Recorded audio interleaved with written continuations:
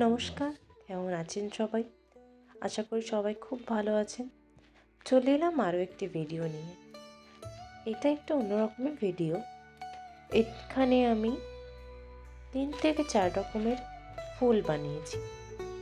Art পেপারের কাগজের ফুল বানিয়েছি। উপলক্ষ ছিল সরস্বতী পুজো। হ্যাঁ, পাড়ার সরস্বতী পুজোর জন্য ডেকোরেশন করার জন্য কাগজের ফুল বানানোর দায়িত্ব ছিল আমার। তাই বসে পড়লাম আর্ট পেপার, আঠা আর স্কেচ পেন আর নিজস্ব ভাবনার দুনিয়া নিয়ে। প্রথমে হলুদ আর্ট পেপারটি বেছে নিলাম। নিয়ে তোমরা যেরকম দেখতে পাচ্ছ ঠিক সেরকমই 4 ভাগের 1 ভাগকে আবার 4 ভাগ করে তার মধ্যে 1 ভাগকে নিয়ে ভাঁজ করে, যেরকম তোমরা দেখতেই পাচ্ছ ঠিক সেরকম করে ভাঁজ করে নিয়ে আঁকলাম।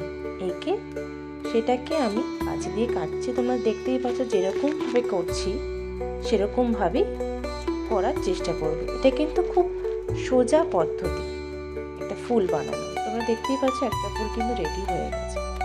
পরেরটা ঠিক যেরকমভাবে আমরা ছোটোবেলায় হাতের পাখা হিসাবে ব্যবহার করতাম, ঠিক সেরকম ভাঁজ করে আমি এই ফুলটা বানাবো।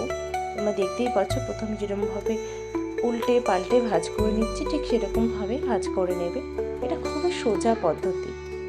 তারপরে মাঝখানে এরকম ভাঁজ করে নিয়ে মাঝখানটা ভাঁজ করে নেওয়ার পরে আঠা দিয়ে আটকে দিলাম।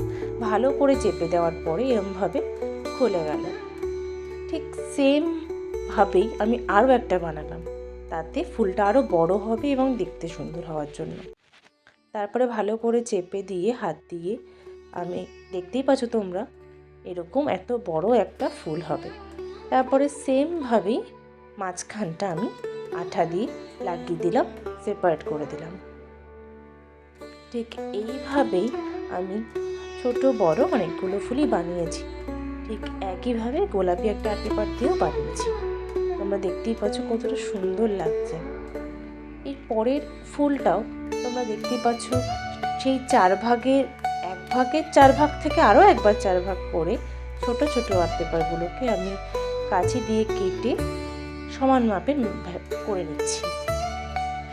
এই ধরনের ফুলগুলো বানাতে গেলে নির্দিষ্ট কিছু স্কোয়ার ফিট থাকে, কিন্তু সবসময় সেরকম করতে পারা যায় না বলে আমি এটা সোজা পদ্ধতি বার করে দিলাম তোমাদের দেখতে এবং করতে সুবিধা হওয়ার জন্য। ঠিক যেভাবে দেখাচ্ছি সেইভাবেই করার চেষ্টা করবে, তাতে খুব চটজলদি হয়ে যাবে ব্যাপারটা। তোমরা দেখতেই পাচ্ছ কিভাবে আমি সবটাকে করলাম, সব রকমের ফুল করলাম। সেই ফুলগুলো দিয়েই আমাদের ছোট্ট পুজো মণ্ডপটা সাজিয়ে তুলেছি। কেমন লাগছে ভিডিওতে অবশ্যই জানাবে।